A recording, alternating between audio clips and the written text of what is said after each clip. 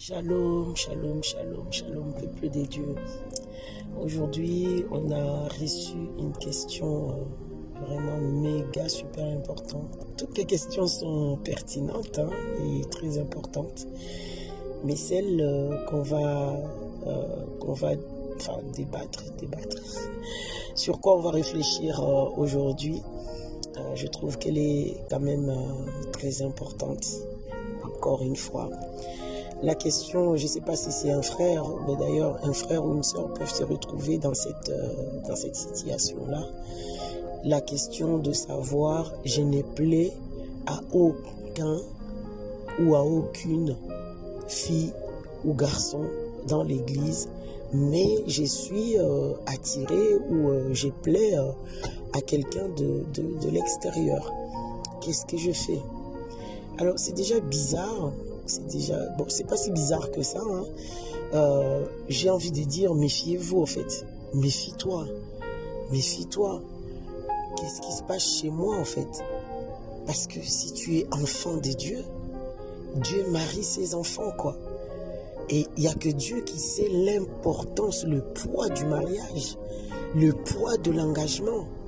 C'est Dieu-là, il ne peut pas jouer avec ta vie, avec ton éternité, pour te laisser comme ça, le choix du conjoint, il ne te guide pas ou il laisse se connecter à toi. Franchement, je vais vous dire une chose. Quand j'ai donné ma vie au Seigneur, ça fait une vingtaine d'années aujourd'hui, ça ne veut rien dire, parce que tous les jours étaient un nouveau jour. Et ah là là là là, avec le travail qu'il faut toujours faire, vraiment, tous les jours je me considère que je viens de me convertir et que je dois encore apprendre et que je sais encore rien et qu'il y a encore tout à faire. En tout cas, ça c'est mon sentiment. Ça c'est mon sentiment de tous les jours. Je suis pas satisfaite, non, ça c'est vraiment... Voilà. Et lorsque tu viens, lorsque je suis venu au Seigneur, j'étais en train de vous dire, j'ai remarqué une chose. J'avais mes opinions, j'avais mes avis, j'avais ma manière, ma façon de penser, tout ça. Et qui ne collait pas avec ce que la parole me disait. Et deux fois, cette pensée que moi j'avais, ou cette conviction que j'avais l'impression que ça s'est heurté à la parole de Dieu. Et je me disais, mais non, quand même, je suis convaincu, quoi. Je suis convaincu que c'est comme ça. Mais pourquoi la parole dit le contraire? Non, pourquoi la parole dit le contraire? Et j'ai lutté, jusqu'à ce que j'ai fini par déposer les armes. Et j'ai fini par conclure que si j'ai l'impression d'avoir raison sur quoi que ce soit, j'ai un avis, j'ai une conviction, et que la parole de Dieu le contredit, ce n'est pas la parole qui a tort, c'est forcément moi qui ai tort. Et c'était depuis une vingtaine d'années que j'ai fini à prendre cette décision, à conclure les choses de cette manière-là. Et par la grâce de Dieu, je réalise que plus le temps passe, plus c'est vraiment une belle conclusion en fait. Dieu n'a pas tort. Ce que Dieu dit est oui et amen. S'il y a quelque chose dans ton système de pensée qui contredit ce que Dieu dit, c'est pas Dieu qui a tort. C'est forcément toi qui a, je sais pas, la perception de la chose est faussée chez toi et non pas chez Dieu. Et non pas chez Dieu. Alors, rien que sur la base de ces principes, je vous promets, ça fait une vingtaine d'années, je teste ces principes-là et à coup sûr, Dieu a toujours raison. Dieu a toujours raison. Donc, je ne lutte plus. S'il y a quelque chose, une pensée, une conviction en moi qui se trouve erronée ou en tout cas contredit par la parole de Dieu, vous savez ce que je fais? Je m'assois. et je commence à examiner la situation. Je commence à sonder mon cœur. Je commence à questionner mon cœur. Je commence à questionner des paramètres de ma vie. Je commence à questionner ce que j'ai reçu. Je commence à questionner mes expériences. Qu'est-ce qui fait que cette conviction est erronée chez moi et que ça ne s'aligne pas à la pensée de Dieu?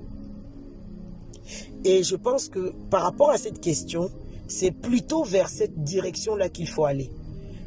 Pose-toi des questions. Je suis enfant de Dieu. Le Seigneur même, c'est lui qui est l'auteur du mariage. Il dit que c'est tellement important. Quand il fait naître la nation d'Israël, il leur donne des consignes et des consignes. Attention, ne vous mélangez pas avec les autres nations.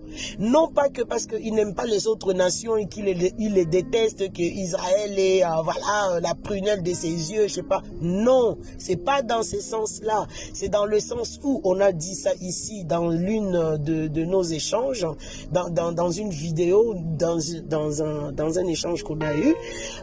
On a dit que lorsque Adam s'est réveillé de son profond sommeil, il a dit, ah, voici cette fois-ci celle qui est os de mes os, chair de ma chair. Dans la source en hébreu, Adam c'est Ish et la femme c'est Isha. Il voulait tout simplement dire, voici cette fois-ci celle qui est comme moi, celle qui a ma nature, celle qui me ressemble, celle avec qui, donc si moi je suis Ish, elle est Isha, on est sortis de la même source, on a la même nature, on a les mêmes propriétés, on est pareil au fait. C'est ce que Adam a dit. Et c'est le principe magistral quant à la constitution d'un couple et du mariage. Ça veut dire que je cherche la personne qui doit être affectée à moi, la personne qui doit être reconnue comme mon aide semblable, doit avoir ma nature. Je ne peux pas être enfant de Dieu et puis l'enfant du diable se coller à moi. Ça veut dire qu'il y a quelque chose du diable chez moi en fait, qui a attiré cette personne-là. Donc c'est à moi maintenant de me remettre en question, de me poser les bonnes questions en toute sincérité et en toute vérité, ça m'est cajolé dans le sens du poil pour me dire, mais non, moi je suis un bon chrétien, je suis enfant de Dieu, la nature de Dieu est là et tout. Mais comment ça se fait que tu attires à toi quelqu'un qui n'a pas ta nature? Et comment ça se fait que autour de toi, ceux qui ont soi-disant ta nature, ils te fouillent que tu ne trouves pas? Pose-toi des bonnes questions. En ce qui concerne le mariage, la sincérité est quelque chose de primordial. Sois vrai avec toi-même. Sois dans la lumière avec toi-même. Ne te cajole pas. Peut-être que cette situation-là est en train de te dire, de t'envoyer un message pour te dire, hey, le travail que tu dois laisser le Saint-Esprit faire en toi pour te faire devenir comme Christ est encore en cours de téléchargement. Il y a encore, il y a encore des choses en toi, dans ton âme en fait, qui attirent la nature de l'autre. Donc, il ne faut pas se dire, ah ben ouais, je suis chrétien parce que juste c'est écrit sur mon visage et que je vais à l'église tous les dimanches et que je participe au moment de prière, je donne ma dîme, je donne mes offrandes, alors que ce qui est essentiel ne suit pas. Et ce qui est essentiel, c'est devenir comme Christ et de faire comme Christ. C'est ça qui est essentiel. Mais si ça ne se manifeste pas et que ce qui se manifeste, c'est plutôt l'attrait ou l'attirance aux gens qui n'ont pas ma nature à moi, là, il faut que je me questionne. Il faut que je me questionne. Vraiment, notre prière est que la sincérité soit votre partage. Vous savez, tout ce qu'on ne demande pas à Dieu, Dieu ne nous donne pas. C'est pour ça que Jésus a dit, demandez. Vous n'avez pas encore demandé. Donc, notre sujet, notre exhortation, notre encouragement aujourd'hui, c'est de vous dire, faites comme Jésus a dit, demander. Tu n'as pas encore demandé. Qu'est-ce que tu dois demander? Demande à ce que le Saint-Esprit qui est venu habiter et faire sa demeure en toi puisse te transformer en l'image de Dieu, pour te donner la capacité de te connaître, de te voir dans le miroir de la parole de Dieu comme tu dois te voir. Et lorsque il va te mettre l'accent pour dire ça c'est pas bon, ça il faut corriger, corrige-le, ne discute pas, ne cherche pas à paraître, cherche à être. Cherche à être. Si tu cherches à paraître et que tu n'es pas, ce sera compliqué demain en fait. Pas seulement sur la terre ici, pas seulement pour le mariage à venir, mais pour ton éternité, ça sera très compliqué. Notre prière est pour toi, en tout cas en ce jour qui est dans cette situation, que le Seigneur te donne l'amour de la vérité, l'amour de sa personne, et que tu puisses arriver à établir un autel, et que tu deviennes comme Christ, et que tu fasses de ta vie ce que Dieu attend que tu fasses. Que la vérité soit attachée autour de tes reins comme ceinture. Vois-toi comme Dieu te voit. Ne te vois pas comme les autres tu veux que les autres te voient. Que cette grâce te soit accordée en ce jour au nom de Jésus. Amen.